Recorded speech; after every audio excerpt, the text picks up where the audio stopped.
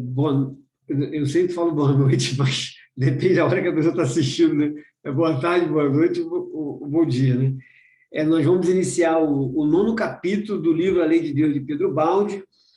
O nome do capítulo é Das Trevas à Luz, e é em busca da verdade que nos orienta e constrói, rumo à perfeição. Vamos lá, Gabriela. Podemos iniciar.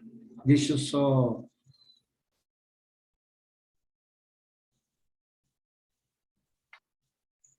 Está vendo a minha tela? Está vendo a sua tela. Isso, das trevas à luz. Então, o nono capítulo... Só para a gente poder... essa abertura, esse título, a gente sempre faz uma abertura, né? E introduçãozinha, e eu acho que é o caminho de todos nós, né? E como eu estava lembrando semana passada, segunda-feira que vem é o nosso estudo e é o dia que a gente falou que Francisco nasceu, né? 26 de setembro. E é o caminho de todos nós, né? Então, que Francisco possa nos auxiliar nesse estudo de hoje, que ele possa nos envolver, que ele possa nos inspirar, que ele possa nos intuir, para que a gente possa conseguir, como diz Humberto Roden, a gente sempre tem que mergulhar na substância da palavra, não é na palavra, porque a palavra, ela divide às vezes, né? A palavra ela não é bem entendida muitas vezes, e isso é o maior divisor das religiões, das grandes brigas, né? Dos grandes debates. Então, eu sempre digo assim, que a gente possa entrar na substância da parábola, na substância da palavra. Porque quando a gente entra na substância, pronto, né? Aí tudo fica fácil, porque a substância é uma só. É como se a gente for olhar a essência de cada religião verdadeira, né? É uma só. O Deus é o mesmo. São apenas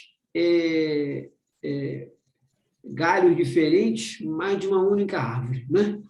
Então, o caminho nosso é um só, é das trevas à luz, não tem outro, né? Então, que o nosso grande amigo Francisco nos inspire, nos intua, para que a gente possa fazer um bom estudo e que possa retirar das palavras de Ubaldi aquilo que nos ajude nesse caminho das trevas à luz. Podemos começar a leitura. O capítulo 9, das trevas à luz, em busca da verdade que nos orienta e constrói rumo à perfeição. O que vimos afirmando neste livro não está assente no ar, nem é fruto apenas de uma escola filosófica ou de uma opinião pessoal. Nossa afirmação de fé não é cega, antes é uma afirmação de conclusões extraídas de teorias complexas que em nossos livros foram cabalmente demonstradas e que nessa exposição simples não podem ser repetidas. Para quem quiser aprofundar seu conhecimento, poderá, naquelas teorias, encontrar as razões últimas dessas nossas afirmações, desde as primeiras causas até as suas derradeiras e resolutivas consequências. Mas, atrás dessas, está também o apoio de uma vida inteira de controle experimental dessas teorias, em contato direto com a realidade dos fatos. Isso. Então, vamos lá. A gente vai perceber aqui, quando Pedro Baldi fala, né, nossa afirmação de fé não é cega, antes é uma afirmação de conclusões extraídas de teorias complexas, enfim, que em nossos livros. Então, na verdade, ele está falando dessa caminhada dele, né, durante o período que ele começa a escrever, né, tudo o que ele coloca aí. E que, na verdade, isso não está apoiado no ar, né? Ou seja, isso tem uma base. Ele fala baseado em alguma coisa. Ele fala, não tirei do nada, não é coisa da minha cabeça, né? E tanto que Helena Blavatsky fala uma frase que eu gosto muito, né? A melhor forma da gente honrar nossa verdade é vivê-la. E Pedro Baldi fez isso, né? Ele viveu a sua verdade à luz do dia.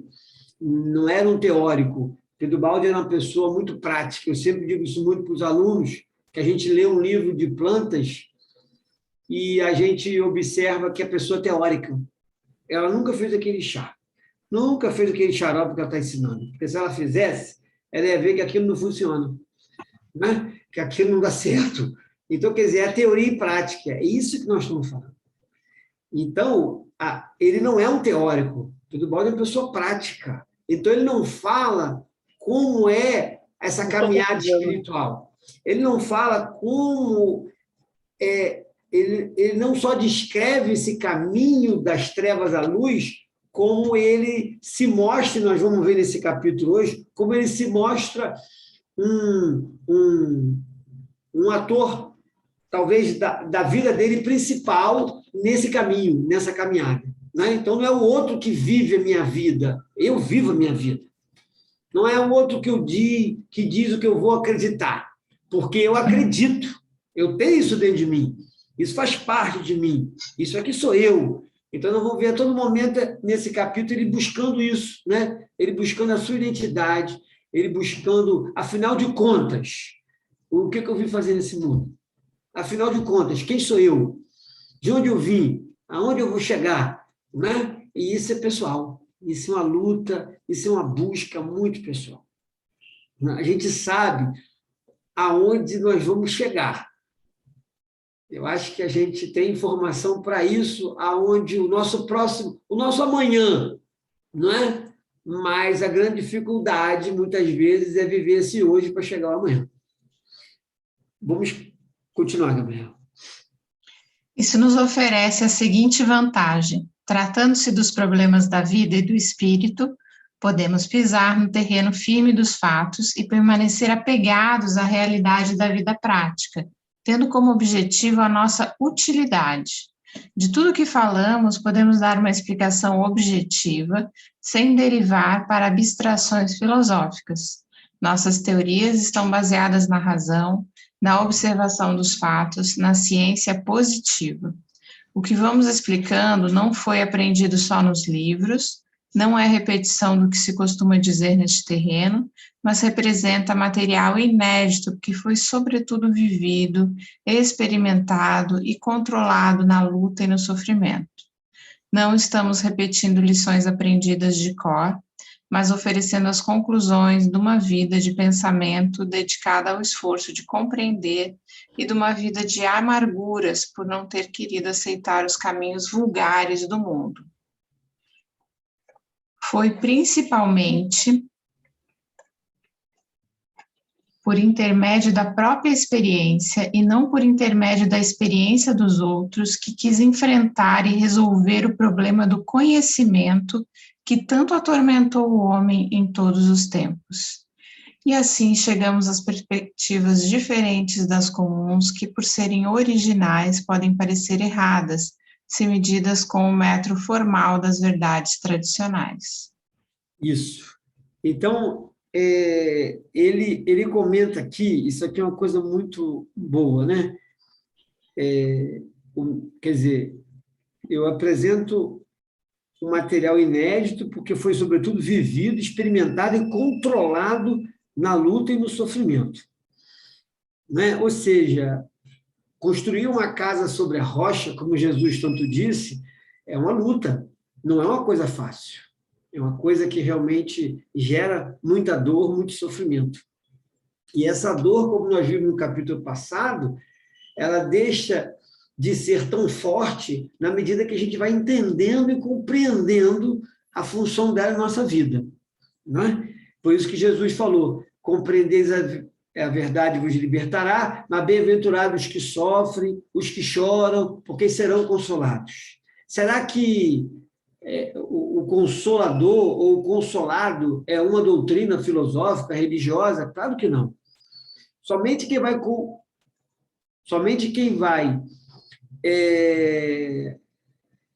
confortar, né? Os que sofrem, porque serão consolados. Somente quem vai consolar uma pessoa que chora, que sofre, é a lei de Deus. É a lei de causa e efeito. Não é? É a explicação por que ela está passando por aquilo. Isso não tem outra. né? E isso é construir a casa sobre a rocha. É muita dificuldade, é muito difícil, né? É melhor sobre a areia. Não é isso? Muito mais fácil cavar sobre a areia do que sobre a rocha. Muito mais complicado, não é? Mas é uma casa definitiva. Não é uma casa que qualquer vento derruba. Por isso é que ele fala, né? Foi vivido, foi experimentado, né? Teve luta, teve sofrimento. Não foi fácil para Pedro Baldes, né? Então, na verdade, quando ele fala a história de um homem, tem um livro dele que é muito bonito, a história de um homem. E ele diz assim, essa história não é a história de um homem.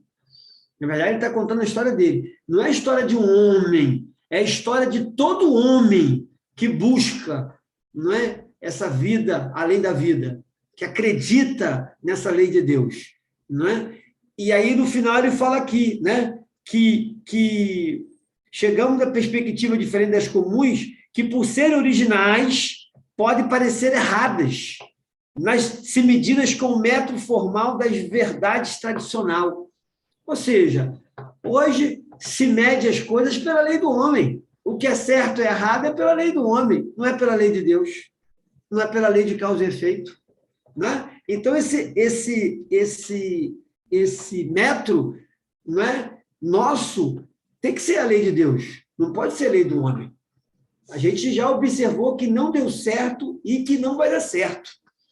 E aí Pedro Baldi fala dessa luta para chegar a essa conclusão. Não é fácil. É viver isso. Não, gente, não tem jeito. As pessoas, esses dias eu estava dando uma palestra lá numa associação de mulheres especiais, lá em Campo Grande, e aí, engraçado, aí a menina perguntou assim para mim, o senhor é médico? O senhor é formado em quê na faculdade? Aí eu disse assim para ela, não, minha filha, eu sou prático. Eu aprendi na vida, no meu dia a dia. Gente igual você, simples igual você, médicos, né? Enfim, eu fui aprendendo com a vida. Não é isso? A vida foi me dizendo o que eu tinha que aprender para me poder também ajudar quem estava precisando de mim.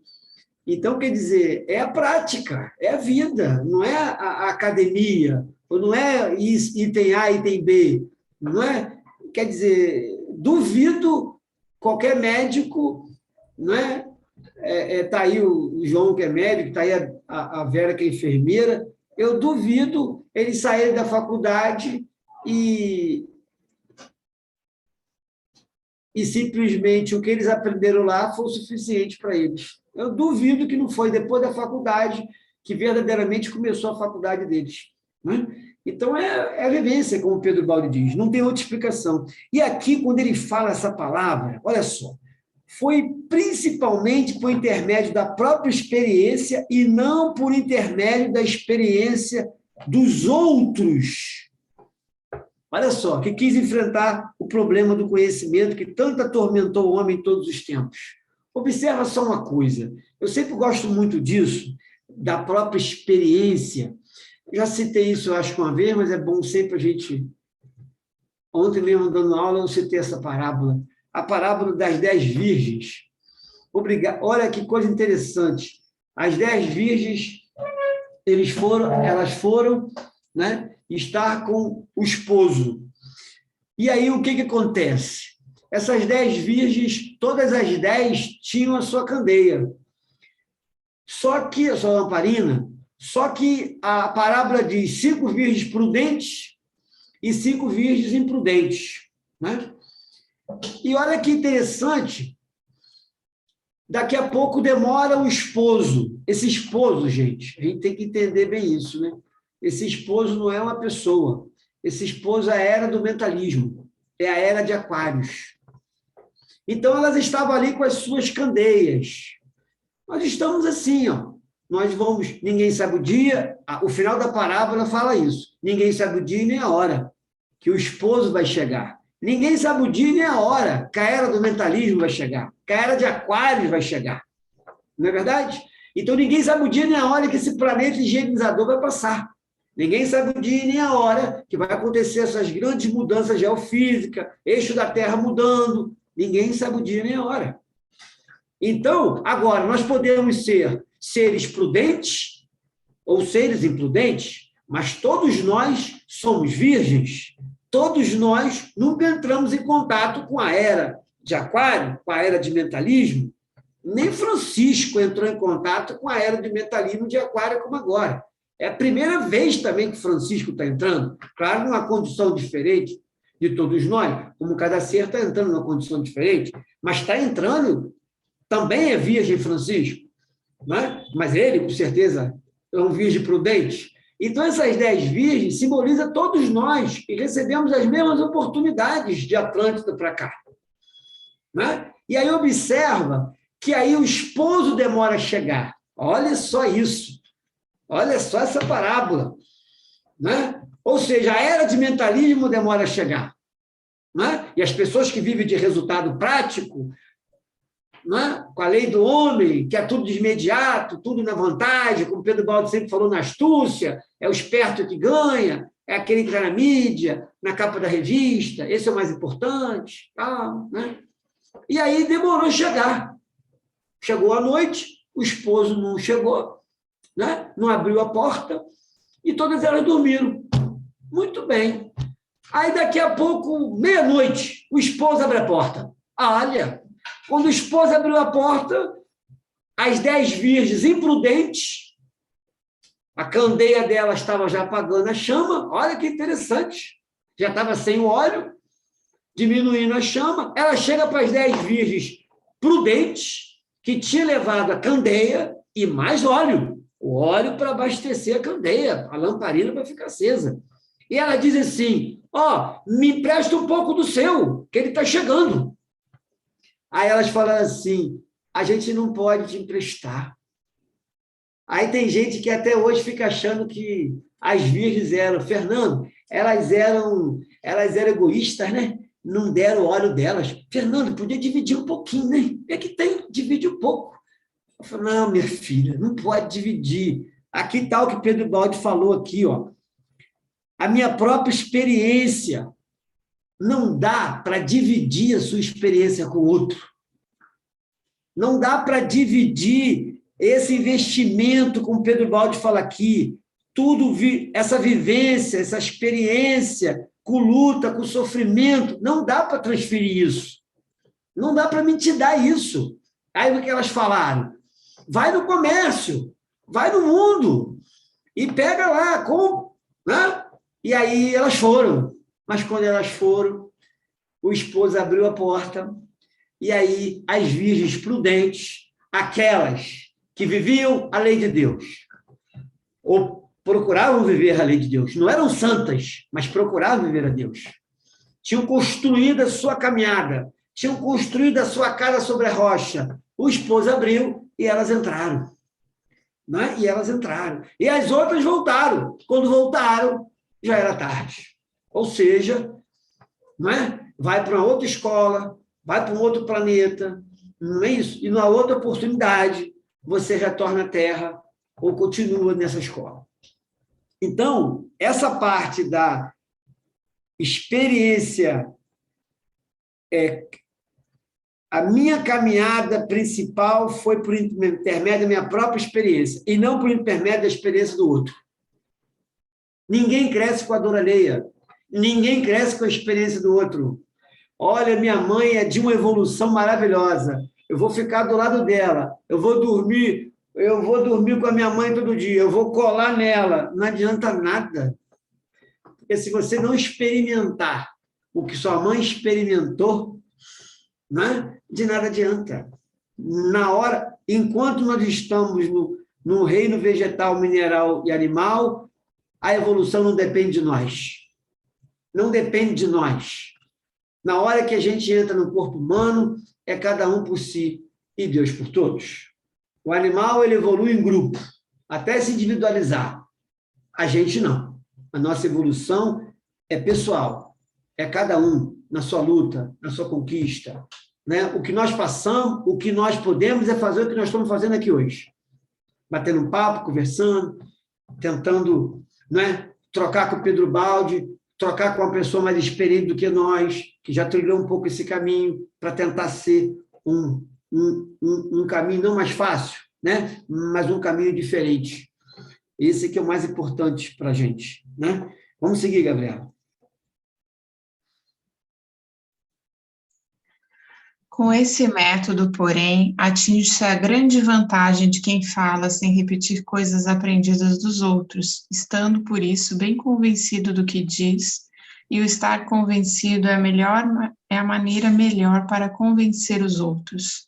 O que mais fortifica a transmissão de ideias e determina a persuasão não é o método de convencer à força, tratando de impor as próprias ideias, pois isso desperta um instinto de defesa, mas é o falar simples e sincero de quem está convencido da verdade que representa. A vida exige o fruto que brote de sua própria origem. Para chegar a transmitir a chama da própria convicção, é necessário possuir essa chama.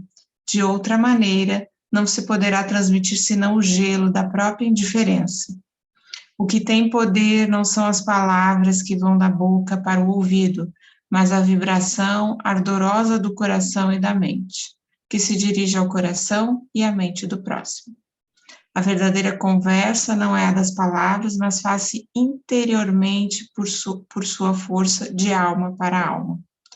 A arte oratória é outra coisa, é fruto artificial, fingido, que pode ser agradável para observar, mas que não serve para digerir, porque não contém alimento.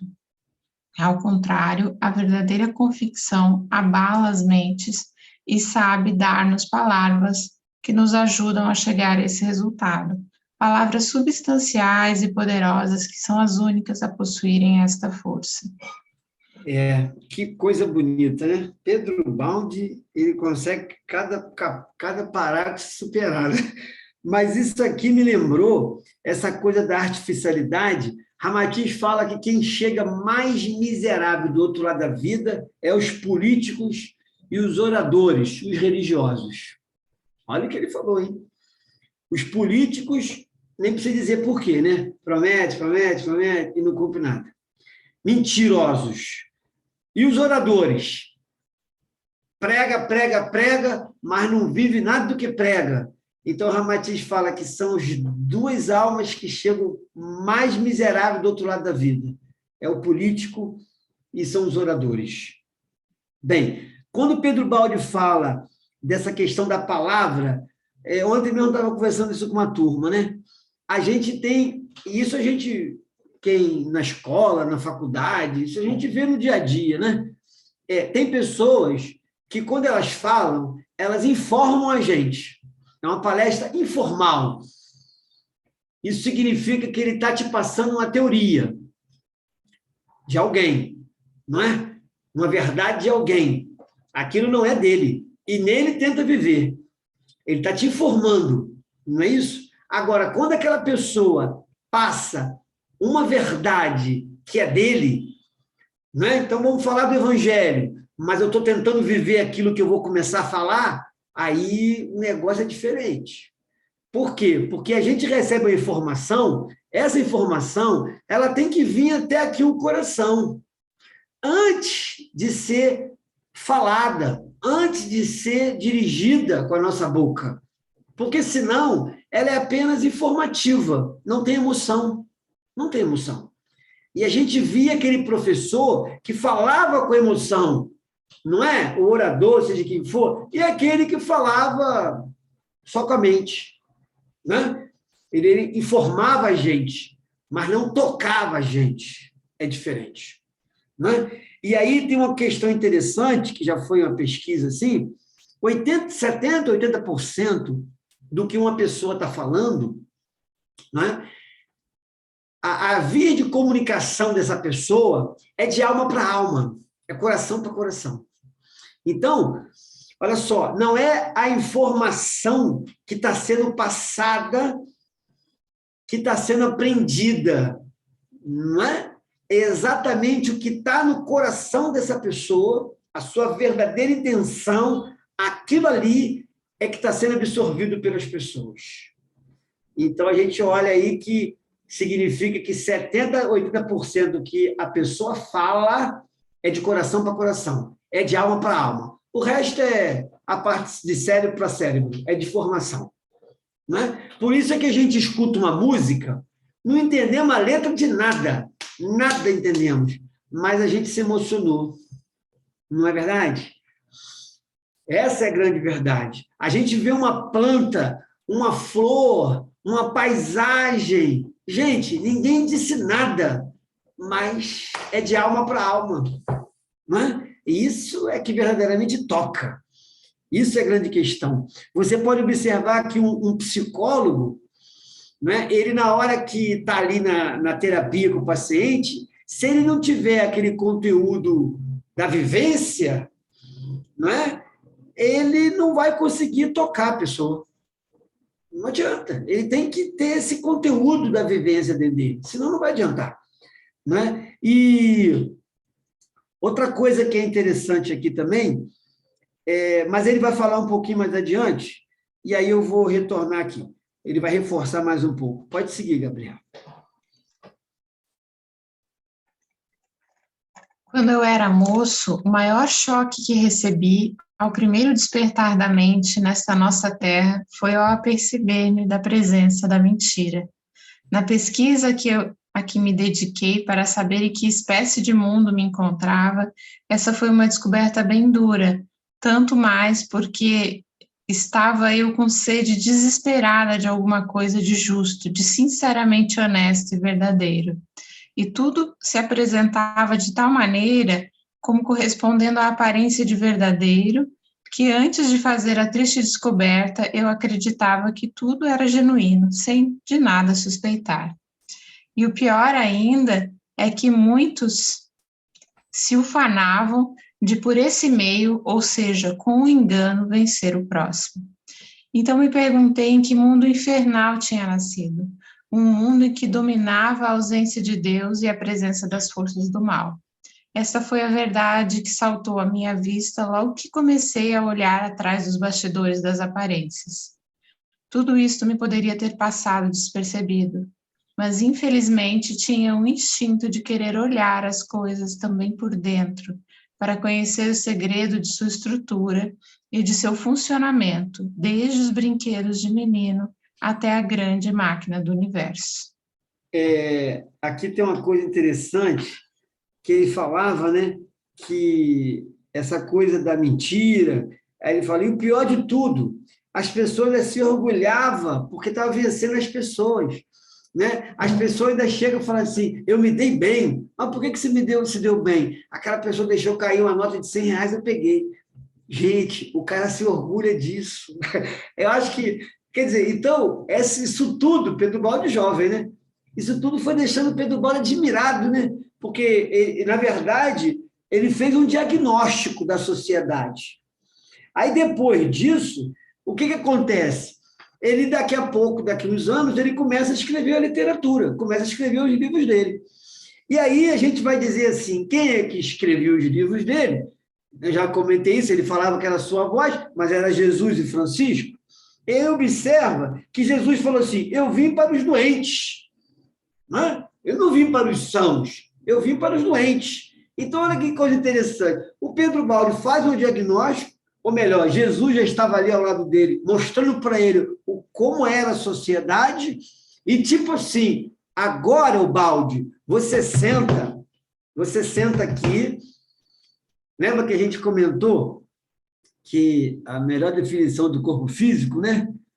Carmelita, depois até que postou aí o flyerzinho que ela fez, a melhor definição do corpo físico o corpo físico é um banco escolar que a alma se assenta para receber o abecedário da espiritualidade.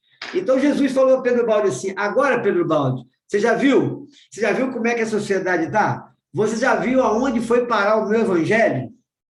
Você já viu o que essa igreja fez com o evangelho? Você já viu o que o ser humano fez com o evangelho? Agora, senta aqui e nós vamos escrever. Nós vamos escrever vários livros, mas vamos tentar, de todas as formas, didaticamente, mostrar a essas pessoas a lei de Deus. Como viver esse evangelho.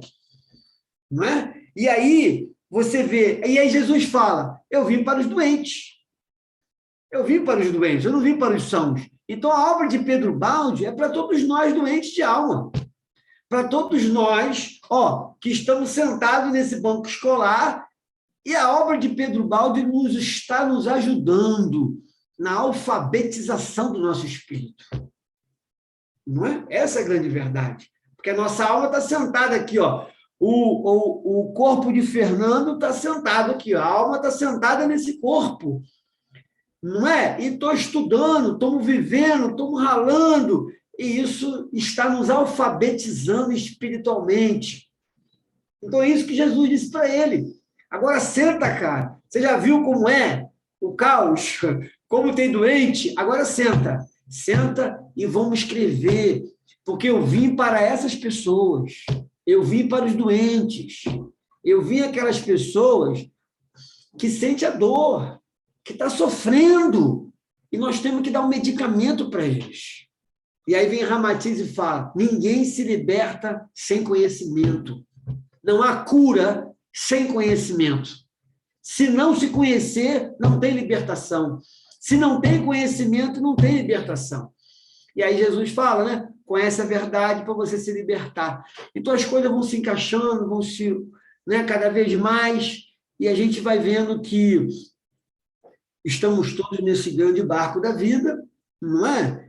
E que cada um de nós vivendo a sua vida, mas cada um de nós procurando viver a verdadeira vida. Não o que esse mundo oferece, não é? Mas um mundo paralelo ao que esse mundo está nos oferecendo. Vamos seguir, Gabriel. Fiquei desiludido, mas isso não perturbou minhas pesquisas. Como quem procura um tesouro escondido, sem o qual não pode viver, em vez de cair no desânimo e no pessimismo, continuei escavando ainda mais fundo para descobrir qual era a última verdade e o que havia de real atrás dessas enganadoras aparências do mundo. A pesquisa foi longa e dura, porque escarnecida como coisa inútil por uma maioria que buscava objetivos diferentes.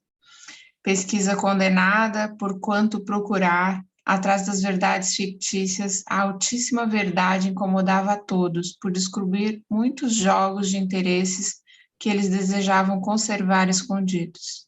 Encontrei-me então sozinho, desprezado por não realizar a coisa mais importante segundo a opinião geral, fazer negócios e amontoar dinheiro, e culpado pela busca da verdade e por trazê-la à tona. Mas o instinto indomável me dizia que com toda certeza tinha de existir em algum ponto, para além deste nosso mundo, um outro melhor, onde reinasse justiça em vez de força, sinceridade em vez de engano, inteligência em vez de ignorância, verdade em vez de mentira, e bondade em vez de maldade, felicidade em vez de sofrimento. E uma vez que eu tivesse descoberto esse outro mundo, o que mais almejaria era encontrar o caminho para chegar até ele.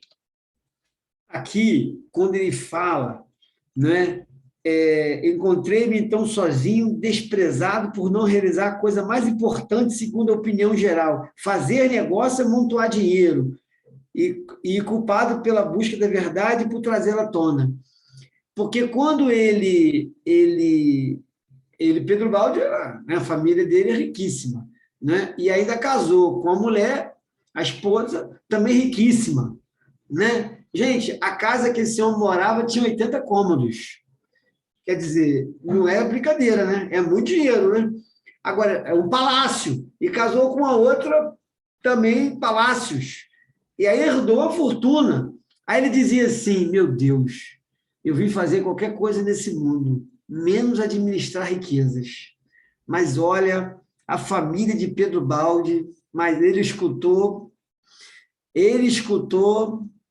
muita coisa, né? Por quê? Porque o homem tinha que fazer o quê? O homem tinha que pegar aquela herança e multiplicar aquela herança. Ele tinha que viver fazendo um negócio e amontoar dinheiro. Era o que os pais dele, o avô dele, o pai dele tinha feito, e os irmãos dele iam fazer. E por que ele não queria fazer isso? Por que ele não queria administrar a herança? Tanto que o primo dela, quando a esposa dele falou assim, vamos colocar meu primo para administrar nossas riquezas, aí ele falou assim, isso aí, isso mesmo, grande ideia, coloca o seu primo para administrar essas riquezas. Exatamente isso. E esse primo foi, roubou tudo. O que não roubou, Pedro Baldi já tinha doado. O que Pedro Baldi não doou, ele roubou. Aí Pedro Baldi, pronto. Porque ele dizia, isso não é meu. Já comentamos até isso aqui, né? Isso não é meu. Né? Esse mundo não vai me iludir. Esse mundo não vai me iludir. Né? Isso que me ofereceram, essa riqueza que me deram, não é minha. Eu não fiz esforço algum para conseguir. Não vou usufruir do que eu não fiz esforço algum para conseguir. Ele ia na contramão de tudo. Aí é o que ele diz aqui, ó, desprezado por não realizar a coisa mais importante, segundo a opinião geral. Né? Então, observa, ontem eu também estava conversando isso com a turma, a gente, quando começa a conhecer a lei de Deus, né, acabou a nossa paz. Né? Quem conhece a lei de Deus, acabou a sua paz. Por quê? Porque não tem nada errado. Está tudo certo. Está tudo na lei. Não é? Então, aquilo que eu vivo reclamando, eu reclamo de quê? Né? Até eu brinco com os alunos. A gente vai rezar, a gente não reza, dá sugestão para Deus. Não é? Então, quer dizer, a lei de Deus nos aponta um caminho que eu, particularmente, digo a vocês, eu estou me reconstruindo tudo que eu pensei na minha vida, eu vou fazer 56 anos agora, né? Nesses 56 anos de existência, 30 anos aí buscando a espiritualidade conscientemente, estudando, eu estou revendo tudo. Depois que a gente conhece Pedro Baldi, mas mexe muito com a gente. Né? E aí, eu até conversei com a turma, falei, gente, a gente, na verdade, tem que ficar quieto. Eu estou percebendo que eu estou falando muito. A gente tem que ficar quieto, falar menos, porque tudo que a gente... Eu estou falando a gente, eu estou colocando a mim, né? Se prestar atenção em tudo que a gente abre a boca para falar durante o dia, eu acho que 70% a gente não ia falar, 80%. Né? Por quê? Porque a gente está no dia a dia vivendo, né? Você está ali com a pessoa, aí a pessoa chega, te conta um episódio, te conta uma coisa, você vai falar assim, pô, mas que absurdo, a pessoa fez isso com você, não era seu amigo? Mas não tem nada errado, ué. Né? Se ele fez isso no passado, o amigo vai fazer nessa vida com ele. Quer dizer, então, a gente vai observando que, e aí vai a crítica, né? Mas como que aconteceu isso? E como que foi isso? Né? Então, o vizinho fez uma coisa, a gente não gostou. Mas sim, você também não foi um bom vizinho? Como é que você quer um vizinho maravilhoso? Né? O meu filho está me dando trabalho, mas por que o seu filho... Por que você não quer que o filho te dê trabalho se no passado você foi um filho que deu trabalho? Enfim, então a gente vai dizendo, tipo assim, a gente começa a ver que não pode reclamar de nada. Não pode reclamar de nada. Não é? Depois que a gente conhece a lei de Deus, a gente faz o que o Paulo Tarso falou. A tudo dai graça. Se eu tenho que dar graça de tudo, 70%, 80% do que eu vou falar, é melhor ficar quieto. É melhor ficar quieto. Né? Porque eu vou emitir alguma coisa, alguma opinião que, opa, está na lei. Está na lei, tem que passar por isso. É importante isso aqui. Né? Então, enfim, a gente vai tendo essa busca cada vez maior. Né? E aí, quando ele fala encontrar um caminho, almejar, encontrar um caminho, eu já comentei com vocês, essa coisa do filho pródigo, né? A gente sabe que tem um caminho, a gente sabe que é diferente, a gente sabe, não lembra, não é? Mas é saudade do paraíso, porque viemos de Deus e temos que voltar para esse Deus. E vamos chegando à conclusão que esse Deus não está fora de nós, esse Deus está dentro de nós. Então, o caminho da religião externa não é o caminho. O caminho maior é da religião interna, ou seja, ninguém pode me religar a Deus. Só eu posso me religar a Deus, porque eu sou Deus, Deus está em mim. Então, como é que alguém pode me ligar eu a mim mesmo, a não ser eu mesmo? Não é? Então, a religião externa deixa de ter sentido a religião como instituição. A religião do futuro passa a ser o próprio homem, porque só ele pode se religar, se ninguém pode fazer isso por ele. Né? Vamos seguir, Gabriel. Considerava-me como se estivesse encerrado numa prisão escura, sem portas nem janelas. Mas percebia por intuição que, além das paredes duras, havia o ar livre e a beleza do céu na luz do sol. Para chegar até lá, escavei sozinho nas trevas, com as unhas a sangrarem, atormentado pelos sofrimentos da reclusão. Escavei as pedras duras da parede espessa, desalentado e às vezes esgotado. As pedras iam caindo uma após a outra, até que um belo dia um raio de luz apareceu, anunciando-me que tinha encontrado o caminho para a libertação. Até agora foram afastadas 17 pedras, para que nada se perdesse da experiência do meu trabalho, nem para mim, nem para os outros,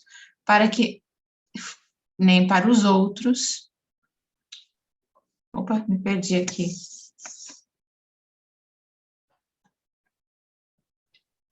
Nem para mim, nem para os outros, para que nada se perdesse da visão sempre mais ampla e bela que aparecia lá fora. Eu gravava tudo na minha mente e o descrevia em livros. 17 pedras significam 17 livros.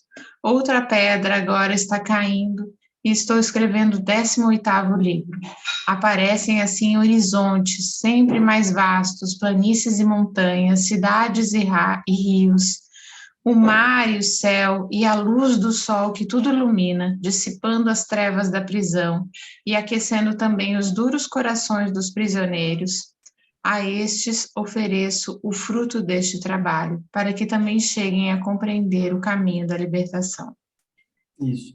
Pode continuar, Gabriela, que eu vou falar mais adiante sobre isso aí. Vai. Cada um, ao nascer, traz consigo certos instintos construídos por ele, mesmo em existências passadas, e sente-se impulsionado a segui-los, sejam bons e maus, encontrando-se acorrentado a eles pela mesma forma irresistível, é fatal que liga o efeito à causa. Ora, o instinto que me guiava, antes que eu pudesse compreender tudo, observando e raciocinando, exigia que minha vida não fosse um inútil desperdício de forças em busca de miragens, como depois vi que muitas vezes acontece na Terra, mas sim uma construção sólida, fundamentada não nas areias movediças por valores fictícios e caducos do mundo, mas no terreno seguro e inabalável dos valores eternos. Talvez por ter experimentado bastante, por ter aprendido a lição, não me pertencia mais a prova de cair vítima das mais comuns ilusões humanas, tais como a riqueza, o poder, a glória, as satisfações materiais. Tão só pelo olfato sensibilizado, percebia logo serem elas apenas engodos. Precisava, assim, fazer da vida um uso diferente do comum, uma verdadeira obra de construção, e não uma escola de ilusões que não mais podiam enganar-me. Para construir, era necessário um terreno firme, onde pudesse fixar os alicerces. Percebia, por intuição, que esse terreno tinha de existir, mas na terra era difícil encontrá-lo. Alguns raios de luz apareciam aqui ou acolá, nas religiões, nas filosofias, na ciência, mas fracos, desconexos, torcidos, disfarçados, sepultados no fundo das formas. Era necessário iniciar tudo novamente, e assim foi feito. Trabalho duro, cujo fruto é o que neste e nos outros livros oferecemos àqueles que desejarem orientar-se de maneira a fazerem das suas vidas a mesma obra de construção sólida a que nos referimos. Mais uma vez a gente fala do filho pródigo, que o filho pródigo foi, né, atrás dessa obra de construção sólida, né? A gente vê a história dos 3 porquinhos, né? Você observa que tinha o porquinho, não é, que construiu a sua casa forte. E o lobo soprou e não derrubou a casa. né? E engraçado que os outros que o lobo derrubou foram para onde? Foram para a casa daquele lobo que é mais forte. Aquele porquinho que era o mais forte. Então, observa que a vida é disso. As pessoas vão fazer na sua casa de qualquer jeito. As pessoas vão construir na sua vida de qualquer jeito. A gente tem irmãos, a gente tem amigos que viveram com a gente na escola, pequeno, foram crescendo. Olha onde eles estão hoje. Cada um num local completamente diferente. Mas olha como é que a gente vê aqueles que construíram na sua casa com bambu, o outro com o resto de obra, né? E a gente procurou construir, ou às vezes até a gente é um desses que construiu com bambu, né? Mas eu digo assim, observa que às vezes a gente encontra esses amigos e vê eles completamente dominados pelo mundo, não é? Vendidos para esse mundo de César, comprometido com esse mundo, né? E aí a gente vê que, opa, peraí, esse cara não construiu a casa dele sólida. No primeiro sopro do lobo, não é? Ele já corre. Ele vai correr para o lado mais forte. Aquele irmão, aquela pessoa mais experiente, para poder ajudá-lo. Então, a gente vê isso aqui na vida, né? Agora, tem uma coisa que eu sempre fiquei muito dentro de mim, né? Ele fala, percebi por intuição. A intuição é aquela coisa que a gente já adquiriu ao longo das encarnações, né? Intuição é a coisa que vem de dentro, é aquilo que a alma já traz dentro dela, a inspiração vem de fora, a gente foi inspirado à noite, no sono, né? Enfim, ela vem de fora de nós, alguém nos ajuda, nos inspirando, mas a inspiração, a intuição é de dentro, é patrimônio nosso, é aquele óleo, não é? Da candeia que está acesa ali. E a gente tem que ir atrás dele, né? Quando a gente não escuta essa voz, a gente sempre se arrepende. E aí ele fala que, por intuição, que esse terreno tinha de existir, mas na terra era difícil encontrá-lo. Então, é o que a gente fala do filho pródigo. Ele sentia saudade do paraíso, não é? De onde ele foi criado, da fonte divina, a saudade desse pai, o tempo todo. Ele sabia que existia o paraíso, ele tinha que ir atrás desse paraíso. E quando ele encontrou, ele fez uma grande festa, né? O pai interior dele, né? Fez uma grande festa. Agora, Moisés falava da terra prometida, né? E vamos à terra prometida, e, na verdade, a gente vive procurando essa terra prometida. Mas a terra prometida, para mim, Fernando, não é externa. A gente vive atrás dessa terra, mas essa terra, muito de nós já podemos ter encontrado essa terra. Não é? Essa terra é o nosso interior, é o nosso coração, é o nosso ser verdadeiro. Que quando a gente encontra essa terra prometida, escuta só, a gente vai chegar na parábola do semeador, que foi a parábola onde Ramatiz conheceu Jesus. Não falou com Jesus, mas falaram que Jesus estava pregando. Ramatiz, opa, eu vou lá conhecer esse cara. Falam tão bem dele, e aí ele foi lá e escutou, de longe, no livro dele, um dos mais bonitos da vida de Jesus, o Sublime Peregrino, de Ramatiz, ele comenta, descreveu Jesus, como é que Jesus estava com véu na cabeça, enfim. E aí ele fala que ouviu e nunca viu um ser mais doce. As palavras de Jesus saíam de uma doçura impressionante. Olha, de alma para alma. Olha a ressonância que a gente falou, né? Não era letra, não era palavra, mas era o magnetismo, a vivência, a verdade que saía daquele homem, por todos os seus poros. E aí ele falou que ali ele conheceu Jesus. Não falou com Jesus, mas conheceu Jesus. E a parábola do semeador, ele fala exatamente isso, né? O semeador saiu a semear. As sementes, algumas caíram no caminho e vieram os pássaros, outras caíram num terreno pedregoso. Foi crescendo, mas não tinha como sustentar suas raízes, fincar na terra, e veio o sol e queimou. Outras caíram no espinho, terreno espinhoso, os espinhos sufocaram, e outras sementes caíram num solo fértil, cresceram e deram os frutos. Então, a gente observa que quando a gente tem essa terra interior preparada, quando a gente já encontrou essa terra que tanto Moisés falava, não é? A gente percebe o quê? A gente percebe que o nosso coração está preparado para receber essa semente da espiritualidade. Não é? O livro de Pedro Baldi pode ser uma semente para todos nós. A obra de Pedro Baldi, a obra de Blavatsky, a obra de Leadbeater, Ana Bessan, de Zoroastro, de Buda, a obra desses grandes avatares, né, pode ser uma grande semente para a nossa vida. Só que a semente necessita de um solo fértil. Não é verdade? Se não tiver um solo fértil, se não tiver uma terra preparada, ela não germina. Ela não consegue germinar. Ela não consegue... O que acontece com a semente?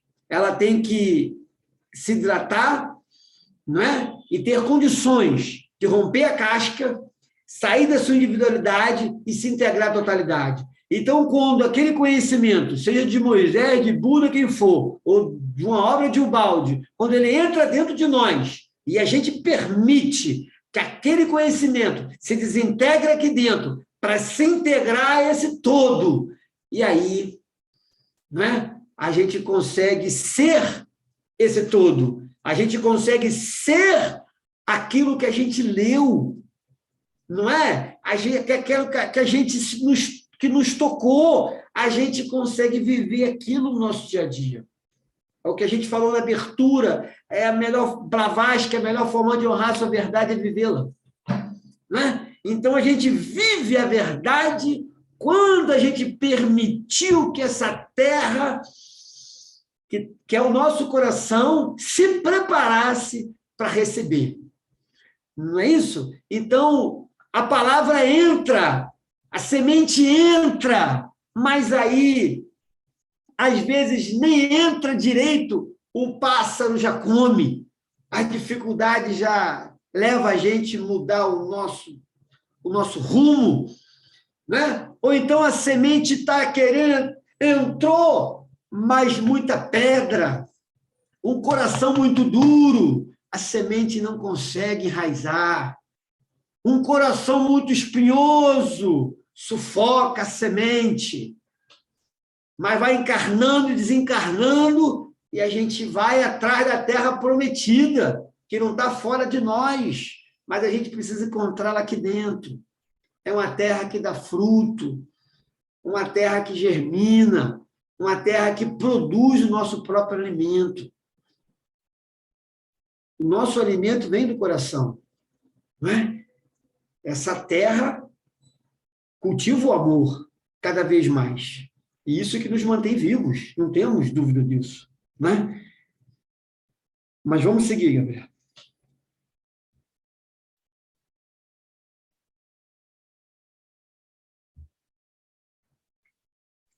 É aqui mesmo, né? Para dar uma orientação. Isso. Tá certo, né? Para dar uma orientação à minha conduta na vida, era preciso conhecer antes de tudo o lugar onde eu acabava de chegar, porque tinha nascido e porque tinha de viver esta vida presente. Para onde este caminho se dirigia ou tinha eu de dirigi-lo? Mas para resolver o meu caso particular, tinha também de encontrar resposta às mesmas perguntas para o caso geral. Perguntava aqui e ali, mas não obtinha resposta satisfatória. Parecia que meus semelhantes ou não soubessem essas coisas de modo a responder de uma maneira exata, ou não tivessem muito interesse em conhecê-las, talvez preocupados com alguma coisa mais importante ou desesperançados por não ter encontrado respostas adequadas às suas indagações. O que mais os atraíam e prendiam eram as ilusões do mundo, nas quais mais acreditavam, embora todos vissem a todo momento que elas acabam sepultadas com o nosso corpo no túmulo. Foi assim que, para satisfazer meu desejo ardente de orientar sabiamente minha vida, comecei sozinho o trabalho da pesquisa, com todos os meios ao meu alcance, tanto os da cultura como os da intuição, da observação e do sofrimento, olhando e controlando por dentro e por fora tudo o que acontecia comigo e, na medida do possível, com os outros. Juntando os extratos de conhecimento adquiridos na Terra, complementando com o raciocínio e a intuição, foi possível fundir tantos elementos separados no sistema unitário e orgânico e obter a visão global do universo. Assim, cheguei a encontrar-me hoje na posição de quem não somente pode viver completamente orientado a respeito da sua própria vida, mas também de quem pode oferecer a quem precisar, como eu precisei, de respostas às perguntas fundamentais que dizem respeito à nossa existência. Eu precisava absolutamente dessas respostas, porque não conseguia compreender como fosse possível percorrer um caminho, o caminho da vida, sem conhecê-lo. É lógico que viver correndo ao acaso, como cego, atrás de tentativas para cair finalmente em desilusões, não representa um trabalho construtivo, mas um louco desperdício de forças, das nossas forças. Isso. É o que eu comentei ainda há pouco, essa busca pessoal, né? A gente muitas vezes conhece o amanhã, como eu falei, né? A gente sabe muitas vezes aonde precisa chegar. Agora, as circunstâncias, a gente não domina essas circunstâncias. A gente sai de um reino animal e estamos caminhando para um reino angelical, né? Mas não temos como saber as circunstâncias que vamos viver, em que circunstância que vamos viver, né? Para chegar a esse reino aí. Então, o fim não é o fim nosso, né? Mas a próxima etapa é o angelical que nós vamos chegar. Agora, que circunstâncias são essas que nós vamos viver? A gente não tem domínio sobre isso, né? Mas é o que Pedro Baldi fala. A gente não vai desperdiçar nossas forças, porque a gente sabe onde quer chegar. E a gente não pode deixar esse mundo de César nos iludir.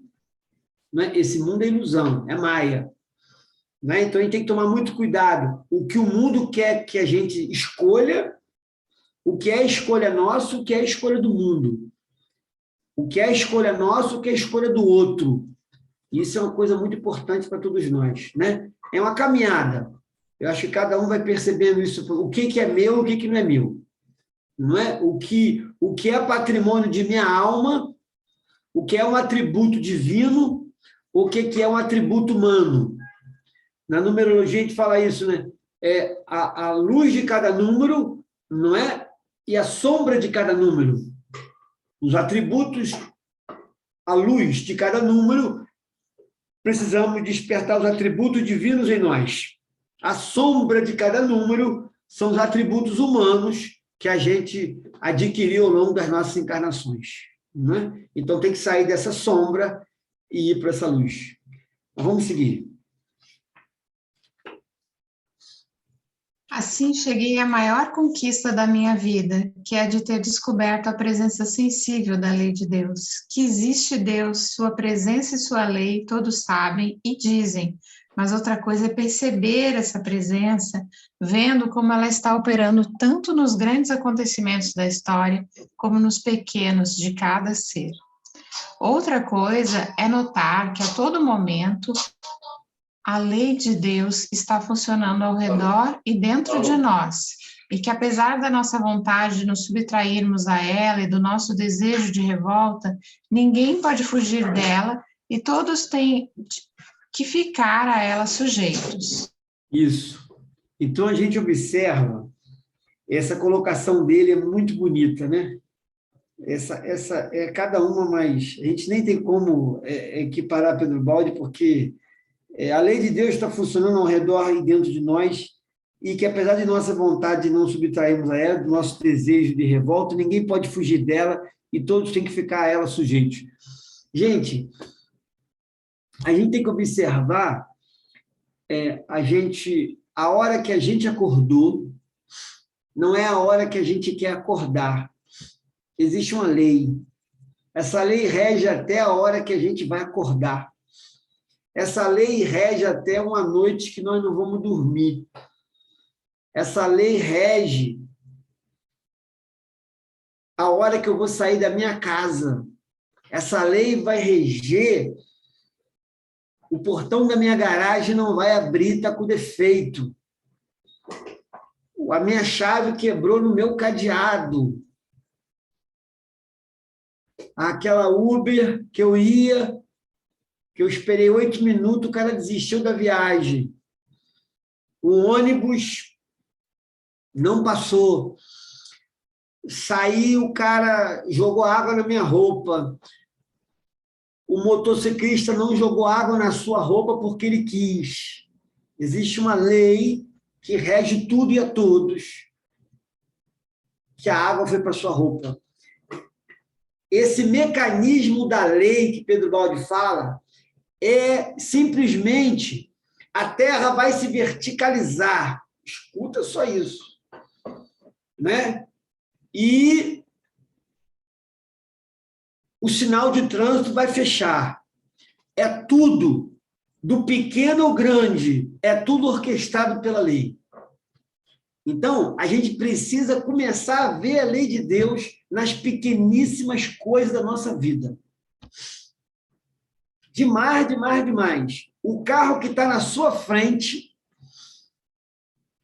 não é? Atrasando de você chegar no trabalho, atrasando a sua caminhada, o carro está lento, não é? E a gente está xingando o motorista. Né? A gente não xinga o motorista, com certeza a gente fala assim, né? Que Jesus te abençoe, meu amigo. Né? Mas, enfim, então, na verdade, aquele motorista está a serviço da lei. Não é? Ele está a serviço da lei. Aquele cara que está atrás da gente buzinando, porque a gente está mais devagar, porque estamos carregando vidro, alguma coisa no carro, estamos com o bebê no banco de trás, o cara está buzinando e xingando a gente.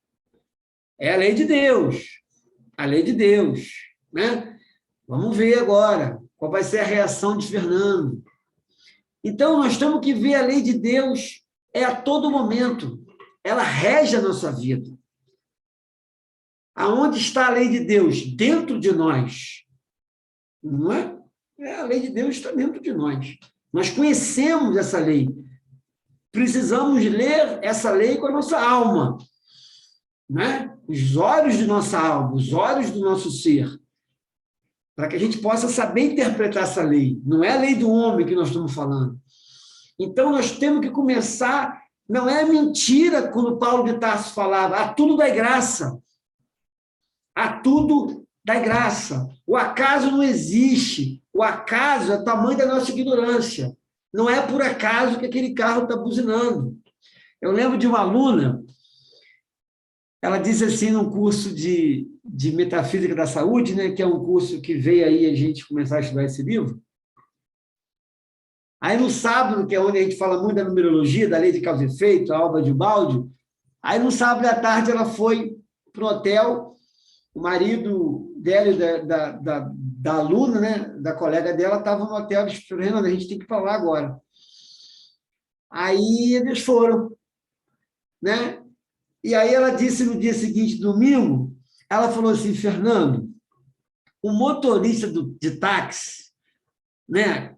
Quer dizer, aquele dia a gente ficou falando que não tem nada errado, está tudo certo, que a gente tomasse cuidado, né? Enfim, que a gente observasse a lei de Deus por trás de tudo.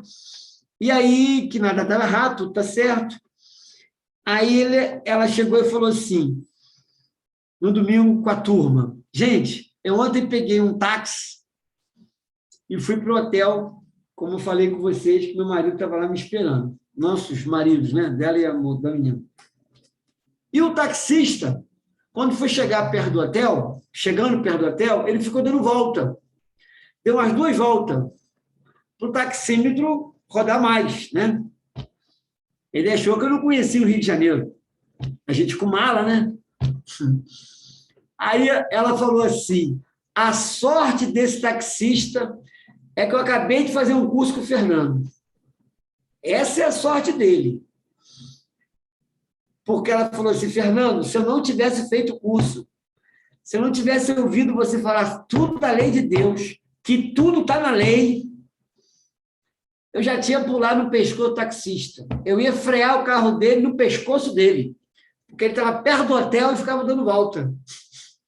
Aí eu falei assim, dá volta, meu amigo. Eu fiquei pensando, Fernando, dá quantas voltas você quiser. Está na lei, está tudo certo, não tem nada errado. Não é? Faz aí o que você quer fazer. Aí ela falou que ele deu 2 voltas, ela desceu tranquila e tal. Aí ela falou assim, você foi salvo pelo curso, meu amigo, porque senão eu já tinha freado o carro no seu pescoço. Mas é isso mesmo. Mas é isso que nós estamos falando. Não pode se alterar, né? Não posso resistir. Parece que a gente está sendo bobo. Não, você não está sendo bobo. Entende? Você não está sendo bobo. Agora, é claro que o cara não estava pegando um caminho completamente diferente, ele viu que o cara estava sendo esperto. A malícia, a coisa da astúcia, tudo certo. Né? Então, quer dizer, é isso que nós estamos falando. Começa a ver a lei por trás de tudo. Por trás de tudo. A tudo é graça. Isso não é teoria, não. Isso é uma verdade. Né? Agora ele vai falar um pouco disso aqui, ó, né? De que, afinal de contas, quem é que manda nesse mundo? Né? Vamos lá, Gabriela. Foi assim que chegou a grande satisfação, a de constatar que quem manda é Deus, e a vida não está dirigida pela prepotência do homem, mas pela sabedoria, bondade e justiça divinas. Então, quando o patrão maior, que está acima de todos, é Deus, a que temos a temer? Que temos a temer? Vi então que bastava isso para transformar num otimismo salvador o desespero dos sofredores, a tristeza dos desamparados, o natural pessimismo dos honestos, condenados a viver neste nosso mundo. Então é possível aceitar a dura prova de uma vida na terra pela ajuda que nos dá uma grande esperança. Assim sendo, a vida pode tornar-se uma festa também para os sofredores e os deserdados. Possuímos, desse modo, o tesouro de uma alegria confortadora para nós e para os outros. Quem faz isto ajuda a bondade de Deus a descer e manifestar-se na terra, tornando-se operário dele e semeando felicidade para os outros, a semeia para si mesmo. Mas poder-se-ia objetar. Tudo isso já sabemos e constitui a pregação de todas as religiões. É verdade, esta esperança já existe, mas como coisa longínqua, nebulosa, só apoiada na fé, duvidosa, porque poderá realizar-se apenas numa outra vida desconhecida que para nós vivos se perde no mistério da morte?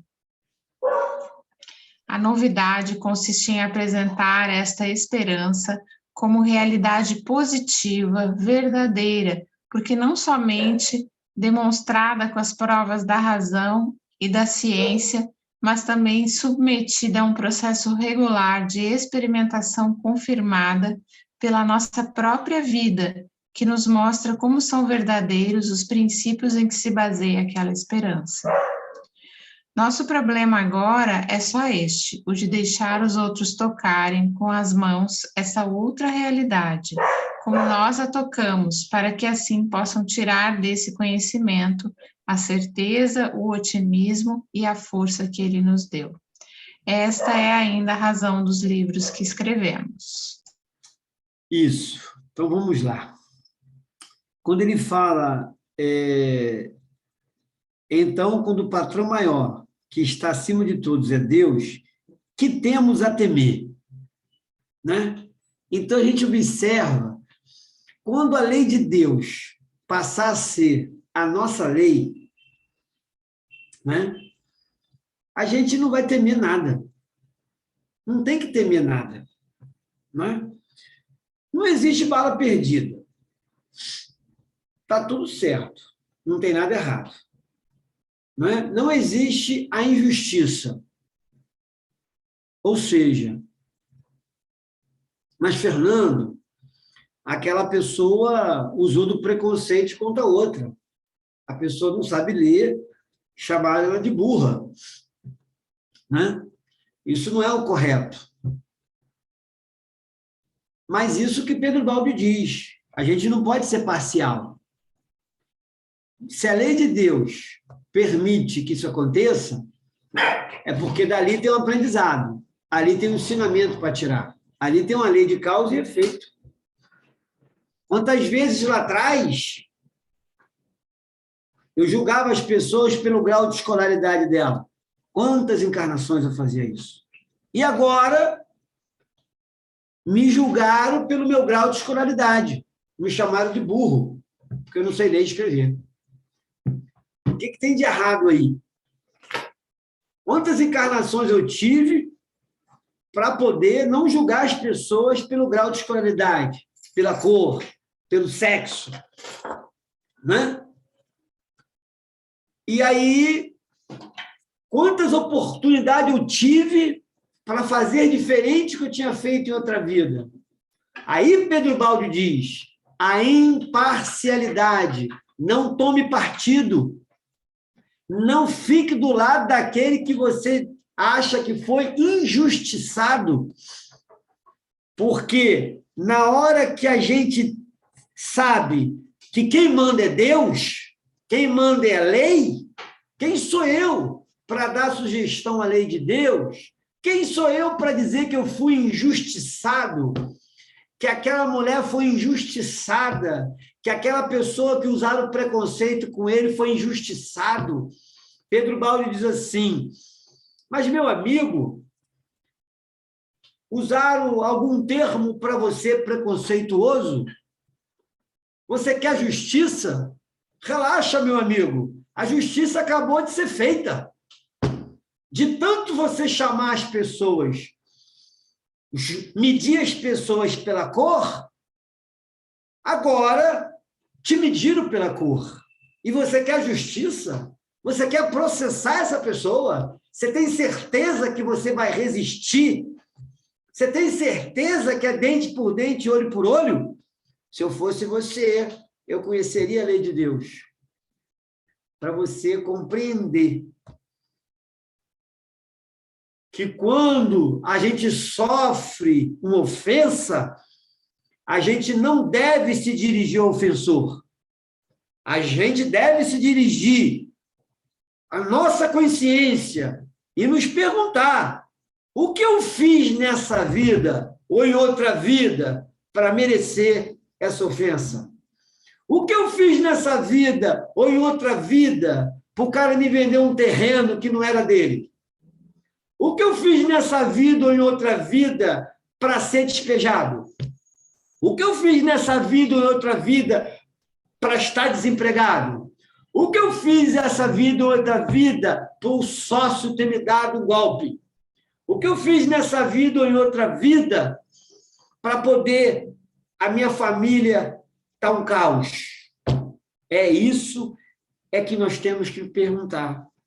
Mas não é se dirigir ao ofensor, se dirigir ao ladrão. Não! É se dirigir à nossa consciência.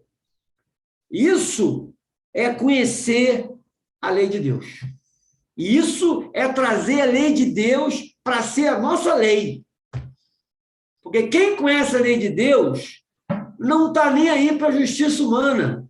Porque a gente vive esperando que a justiça seja feita. A gente não quer justiça, a gente quer vingança. É diferente. Não é justiça que a gente quer. A gente quer vingança. Se vingar daquele que nos roubou. Se vingar daquele que nos fez isso, isso, isso. Cuidado com isso. A lei de Deus é a lei do amor. A lei de Deus, ela só vai germinar, só vamos encontrar dentro dela se a gente preparar esse terreno do coração. A lei de Deus não é reativa. A lei de Deus não é dente por dente, olho por olho. É perdoar. É aceitar. É compreender. Chorar, mas saber por que está chorando. Não é pelo outro. Nunca vou culpar o outro. Nunca vou dizer que alguém me fez o mal.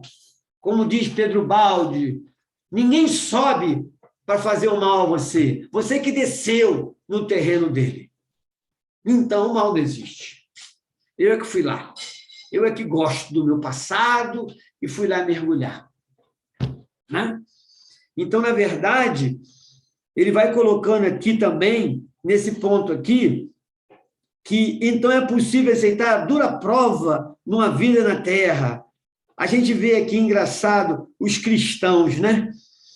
Você vê que os cristãos... Eu lembro que Paulo de Tarso dizia, quando ele era o Saulo de Tarso, né?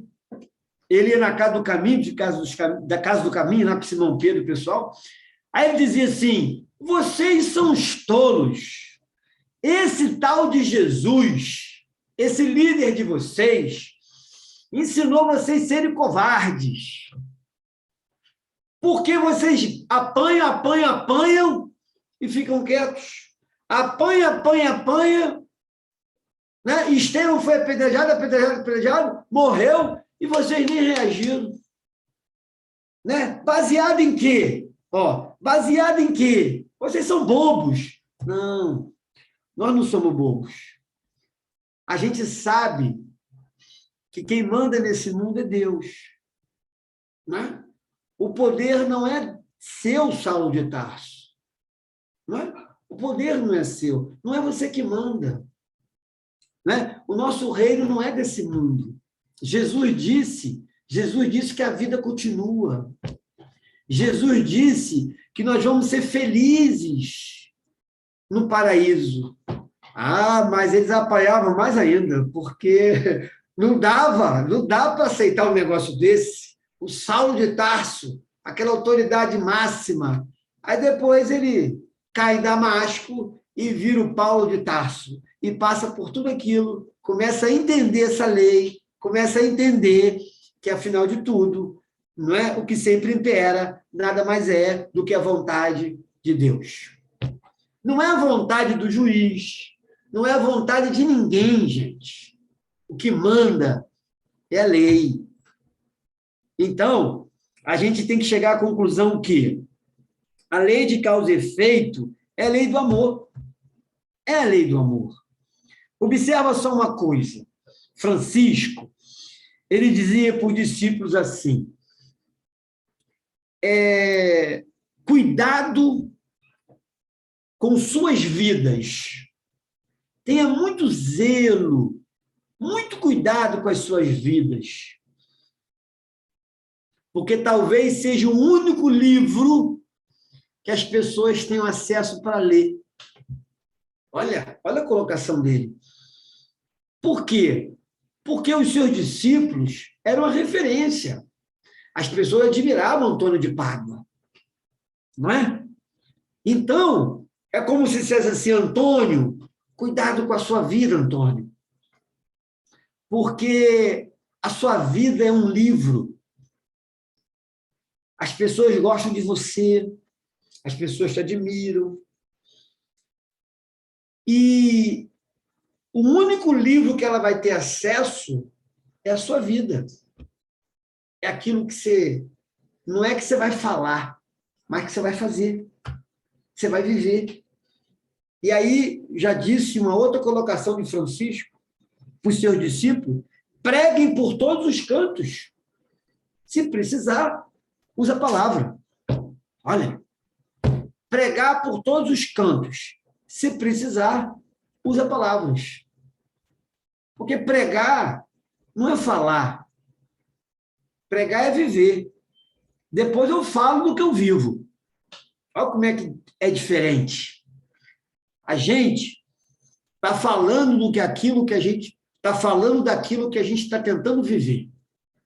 E eu estou assim, eu estou falando daquilo que eu estou tentando viver.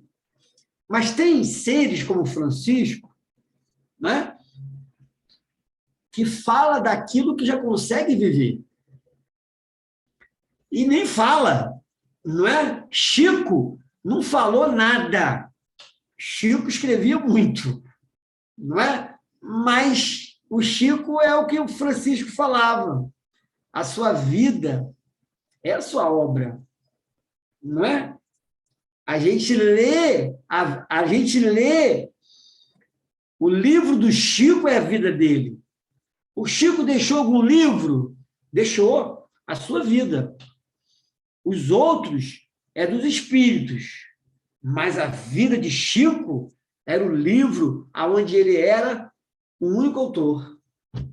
Que livro bonito, né? Que livro modelo para todos nós. Agora, para a gente finalizar, eu queria deixar uma palavra para muitas pessoas que acham que o tempo já passou, que não aproveitou a vida, ou que acha que não essas informações que nós estamos passando de Pedro Baldi, ou até essas, né, chegaram tarde, não é? Mas eu já estou com 70 anos, Fernando, já estou com 80 anos, já estou com 90 anos, e tem gente que ainda fala, já estou com 40 anos, ou seja, são pessoas que se acham velhas, né? Porque tem gente que é velha com 20 anos, né? E é jovem com 80. Então, é um idoso jovem e o outro é um jovem velho, né? Então, observa que a gente tem que ter uma visão. A vida continua. E quando a espiritualidade fala isso, não é que no mundo espiritual a vida continua depois. Não é só isso. Não é só isso. A vida continua. Então, se a gente fizer uma conta, se cada encarnação, mais ou menos, nós tivemos aí uns 80 anos, vamos pensar assim mais ou menos, a cada 10 encarnações que eu tenho 800 anos. A cada 100 encarnação, 8.000 anos. Né? A cada 8.000 anos, a cada 100, 8.000. Se eu já tive 700, né? São 56.000 anos de vida, de encarnado, essa média de 80. Ou seja, quando o homem começa a buscar Deus conscientemente, ele já teve no mínimo 700 encarnações. Já falamos isso aqui uma vez. Bem, desses 56.000 anos encarnados, escuta só, né? Em que fase nós estamos agora? Em que idade nós estamos? Ah, não, Fernando, eu estou com 40, estou com 50, estou com 60. Não. Eu não tenho 50, 60 anos. Não é? Mas isso eu estou colocando de encarnado. Imagina de idade sideral mesmo, no mundo espiritual, somando com o mundo material. Isso aqui vai 10 vezes aí. Ó, né? Então, o que eu quero dizer? Que quando a gente fala assim, mas pena que eu só estou sabendo disso aqui aos 70 anos. Né? Eu já fiz tanta coisa na minha vida errada, Fernando. Eu já escuto muito aluno falar isso. Professor, vocês podem observar que tem doenças que a metafísica é culpa. É um arrependimento, é uma culpa. Né? E aí eu digo assim para o aluno, não se culpe. Né? Porque você fez aquilo que tinha que ser feito. Não podia ter sido do outro jeito. Mas, professor, se eu tivesse a informação que eu tenho hoje, eu não teria feito aquilo que eu fiz. Aí eu digo assim para a pessoa, e quem disse que você tinha que ter a informação que você tem hoje, naquela idade que você tinha? Quem te disse isso? Quem te disse que você tinha que saber aquilo que você está sabendo hoje? Não é? Não existe isso. Então, o que você fez é o que tinha que ser feito. A lei de Deus estava por trás de você. Mas eu era ignorante. Sim, a lei de Deus usou da sua ignorância. E você cometeu N erros. Você e Jesus também cometeu N erros. Então, não há possibilidade daquilo que eu fiz lá atrás e que eu me arrependo hoje ter sido diferente. Porque você aprendeu, você estava no caminho da experimentação, do erro, do acerto. Para você chegar onde você chegou hoje, foi porque você errou ontem. Se você não tivesse errado ontem, como você está dizendo, você não chegaria onde você chegou hoje. E aquela pessoa que você acha que você prejudicou, você não a prejudicou. Você ajudou ela a evoluir. Você ajudou ela a colher aquilo que ela tinha plantado no passado, muitas das vezes. Então, eu digo para uma aluna que comentou comigo que abortou 2 vezes. E aí eu disse para ela, quem te disse que essa criança tinha que viver? Quem te disse que essa criança não aprendeu com o seu aborto? Quem te disse que para a sua evolução e a evolução dessa criança tinha que ser desse jeito? Minha filha, não é você que decide quem é que vai morrer. Não é você que decide a criança que vai ser gerada, que não vai ser gerada. Não é você que decide, minha filha, se o seu filho vai viver ou não vai viver. É a lei de Deus. É a lei do amor. Mas aonde tem amor aí, Fernando? Sim, minha filha. Tem amor da lei. A lei sabe o que essa criança tem que passar.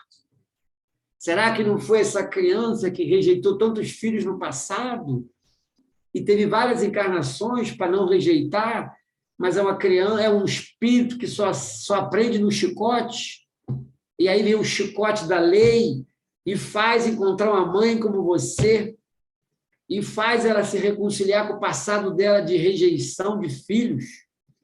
Você estava a serviço da lei quando você abortou. Mas eu errei. Que bom, minha filha.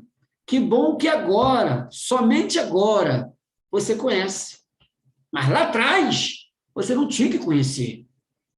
Então, preste bem atenção. Você pode ter dentro de você um arrependimento, mas não traz isso para o sentimento de que podia ser diferente. Não podia ser diferente. Que esse arrependimento sirva para você não cometer o erro que você cometeu no passado. Mas o seu filho não estaria vivo hoje. Lembre o que eu estou te falando. Não adianta ficar fazendo as contas que o seu filho faria 10 anos hoje. Porque aí você está dizendo que a lei de Deus errou em permitir que você tirasse o seu filho, matasse o seu filho. Não é? Então, a lei de Deus não erra, ela acerta. Isso é a imparcialidade. Não tome partido. Não julga. Não julga. Porque a gente não sabe o que a lei de Deus quer com tudo isso. Por quê? Diz aqui Pedro Baldi, afinal de contas, quem é que manda? É Deus. É Deus é que manda. Não é? É Deus é que manda. Então, precisamos dilatar essa nossa fé. Não é? Dilatar a nossa fé. O que é fé? Fé é fidelidade.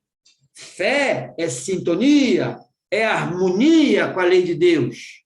Então, precisamos dilatar essa sintonia, essa harmonia, para ver que a nossa vida está como tem que estar. E não podia ser diferente. Mas eu não gosto de como ela está. Ótimo, começa a mudar. Mas ela é como tem que ser. Né? Então, tudo está no lugar certo. Nada está errado. Não vamos brigar por causa o meu presidente vai perder ou vai ganhar a eleição. O meu candidato a governador vai ganhar ou vai perder. Depende de nós votar, mas não depende de nós decidir quem é o presidente, quem é o governador. Por quê? Porque brigar não vai fazer a lei de Deus mudar nada. Então, a lei de Deus já sabe quem é o presidente. Vamos fazer a nossa obrigação, votar. Já sabe quem é o governador. Agora, não é o presidente desse país que manda em alguma coisa. Não é nenhum presidente de nação que manda nesse mundo. É isso que nós temos que entender. A gente dá crédito às pessoas erradas. E aí a gente vive, às vezes, um caos, um desespero. Porque a gente acha que o presidente é culpado das coisas estarem como estão. Não importa qual é o presidente.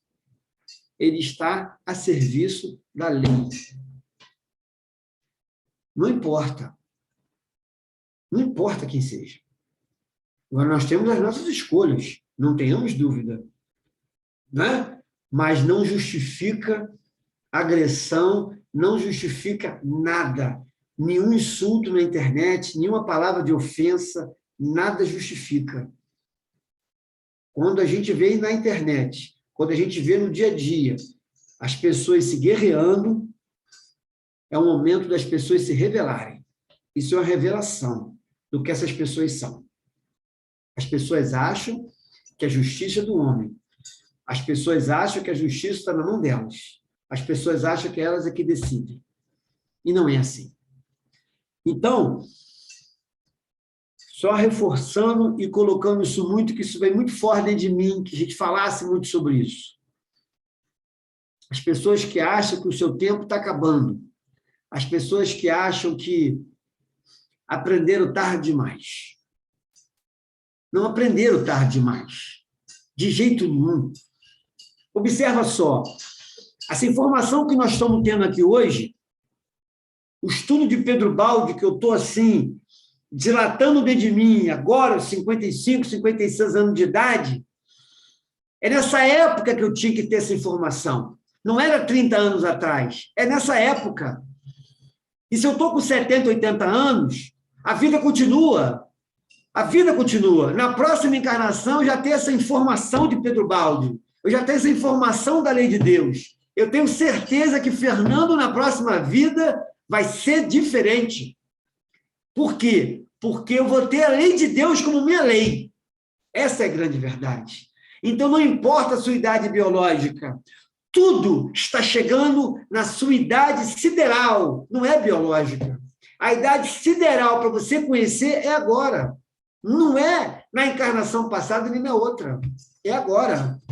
Então, nós estamos recebendo uma informação. Talvez na próxima encarnação a gente transforme isso em verdade para a gente. Mas, como disse Ramati, sem conhecimento ninguém se liberta. Então, nós estamos no caminho certo, adquirindo conhecimento. Agora, em que vida vamos transformar isso em prática? A eternidade nos aguarda.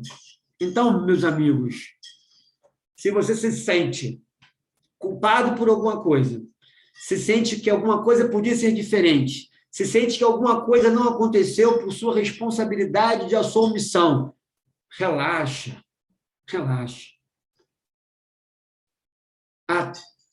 Tudo dá graça.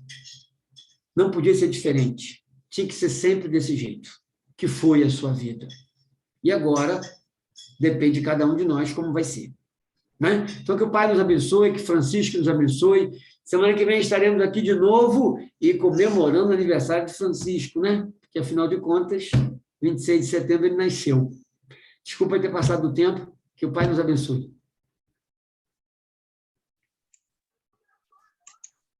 Boa noite.